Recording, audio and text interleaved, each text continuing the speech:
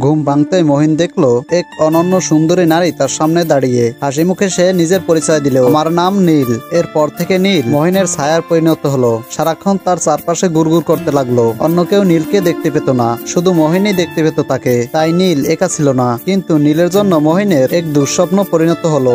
নীলের রাগী স্বভাব আর জেদি আচরণে মহিন অতিষ্ঠ হয়ে গেল। সে নানাভাবে চেষ্টা করলো তাকে এড়িয়ে চলতে, এমনকি না দেখার ভানও করলো। কিন্তু নীল সবসময় কোনো না কোনো ভাবে তার সামনে এসে দাঁড়াতো। শেষ পর্যন্ত মহিন কোনো উপায় না পেয়ে এক প্রতিশ্রুতি দিল নীলের কাছে। সে নীলের শেষ ইচ্ছাটা পূরণ করবে। বিনিময়ে নীল মহিনকে শান্তিতে ছেড়ে দিয়ে চলে যাবে। তারপর দুজনে একসাথে বেরিয়ে পড়লো শহরে কেনাকাটা করার জন্য।